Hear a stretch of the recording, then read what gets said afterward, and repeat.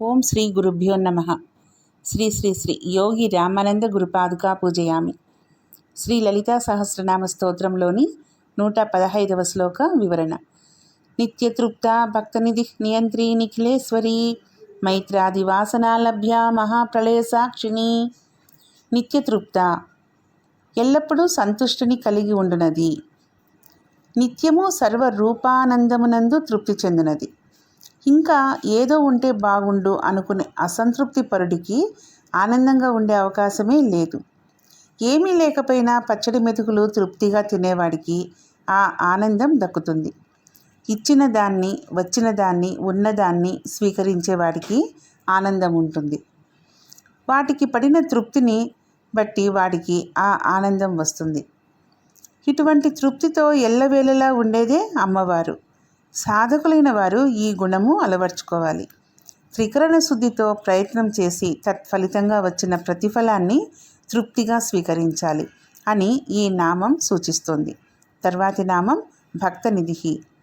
భక్తులకు నిధి వంటిది, ఇంకా భక్తులకు ఆశ్రయమైనది, భక్తుల కోరికలు తీర్చేది. భక్తులు వారికి కావలసినవన్నీ ఎన్ని తీసుకున్నా తరగని నిధులు కలది అమ్మవారు. ఇలా ఎన్నో చెప్పవచ్చు. ఎన్నటికీ తరగని, మార్పు చెందని, నశించని దాన్ని నిధి అంటారు. భక్తులకు ఎన్నో రకాల ఆశలు, ఆశయాలు, అవసరాలు, ఆదర్శాలు, కోర్కెలు, ధ్యేయాలు ఉంటాయి. వాటన్నిటినీ భక్తులకు అమ్మవారు తీరుగా తీర్చగల సకలైశ్వర్య నిధి అన్నమాట. పరమేశ్వరి ప్రక్కన శంఖ పద్మ నిధులున్నాయి. అవి నవనిధులలోకి శ్రేష్టమైనవి. వాటిలో నుంచి ఎంత సంపద తీసుకున్నా కూడా అవి తరిగిపోనివి. ఆ నవనిధులు ఏవంటే కాళ, శంఖ, వైసర్ప, మాణవక, మహాకాళ, పద్మ, పాండుక, సర్వరత్న, పింగళక. ఇవే నవనిధులు. భక్తుల కోరికలు తీర్చడానికి పరమేశ్వరి ఈ నిధులను తన దగ్గర ఉంచుకుంది. భక్తులకు నిధి వంటిది అని ఈ నామానికి అర్థం. తర్వాతి నామం నియంత్రి, అంటే నియమించున్నది. నియంత అనే పుంలింగ శబ్దానికి నియంత్రి అనేది స్త్రీలింగ శబ్దం అవుతుంది. అన్నింటినీ నియమించే అధికారం కేవలం ఉన్నతోన్నత స్థితిలో ఉన్న అధికారికే ఉంటుంది. గ్రహతారక లోకాలలో ఉండే సమస్త విశ్వానికి అధినాయకురాలు, అధిష్టాత్రి కాబట్టి అమ్మవారు అన్నింటినీ నియంత్రణ చేయగలదు. ఏది అవ్వకూడదో అలా అవ్వకుండా ఉండేట్లుగాను, ఎలా ఉండాలో అలా ఉండే విధంగా నియంత్రణ చేస్తుంది అమ్మవారు. నైపుణ్యంతో చేసే ఈ నియంత్రణ వల్లనే గ్రహతారకాదులేవి వాటి నిత్య గమనాలలో మార్పులు రాకుండా సృష్టి ఆది నుండి ఇప్పటి వరకు తిరుగుతున్నాయి. మళ్ళీ ఎప్పటికైనా తిరుగుతాయి కూడా. పదార్థ ధర్మాలు, లక్షణాలు మారడం లేదు. తత్ఫలితంగా జగత్తు ఎలా ఉండాలో అలా ఉండి, ఎలా ఉండకూడదో అలా ఉండకుండా ఉంటుంది. సర్వమును నియమించినది అని ఈ నామానికి అర్థం.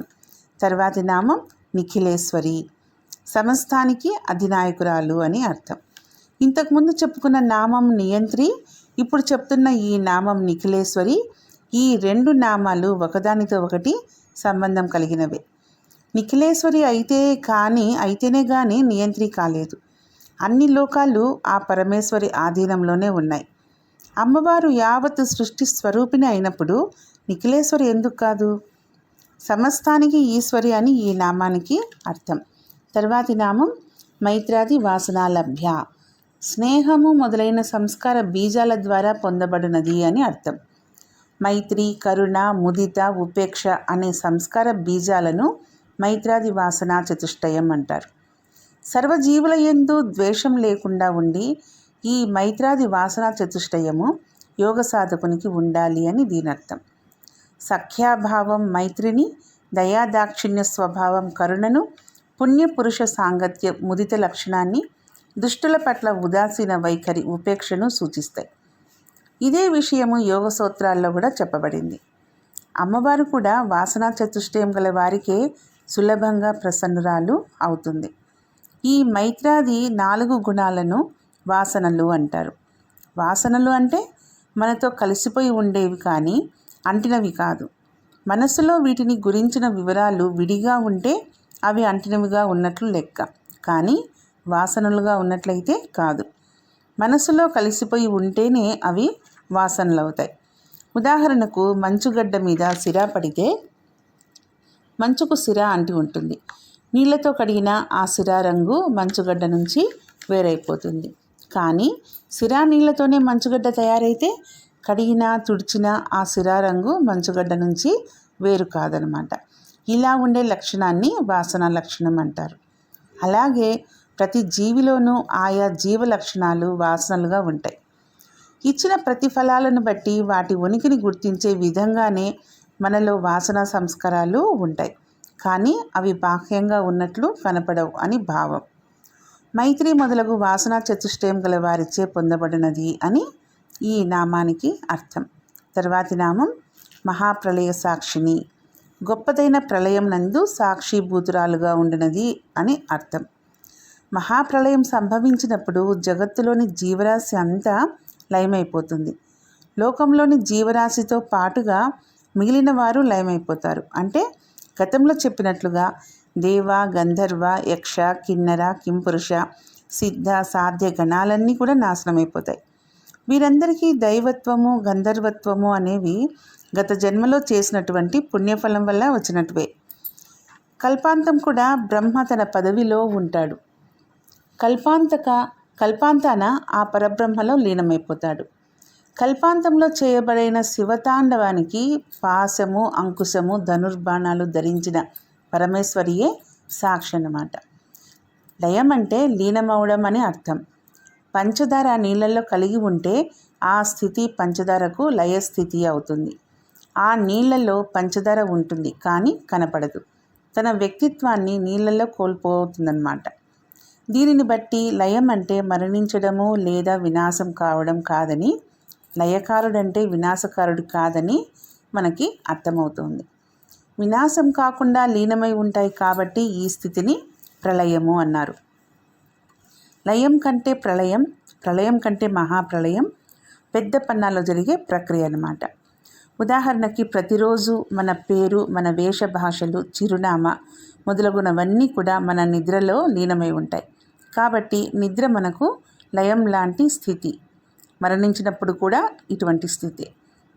విత్తనంలో చెట్టు లక్షణాలు ఇమిడి ఉన్నట్లు విషయసారం, పంచేంద్రియ జ్ఞానం మనసులలో వాసనలుగా జీవిలో ఇమిడి ఉంటాయి.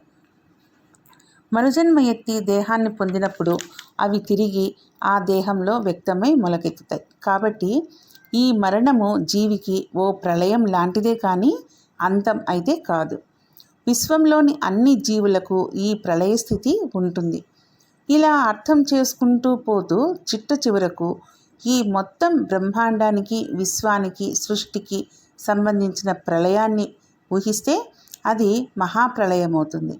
వివిధ స్థాయిలలో ఉండే ఈ లయ, ప్రళయ, మహాప్రళయ స్థితులలో అందరూ అన్ని లీనమైపోతున్నా తాను మాత్రం అన్ని రకాల స్థాయిలలోని ప్రళయ స్థితులలో సాక్షిభూతురాలుగా ఉంటుంది అమ్మవారు. అందుకని అమ్మవారు మహాప్రళయ సాక్షిని అయ్యింది. మహాప్రళయ స్థితి యందు సాక్షిభూతురాలుగా ఉండునది అని ఈ నామానికి అర్థం. ఓం శ్రీమాత్రే నమః. ఓం శ్రీ గురుభ్యో నమః.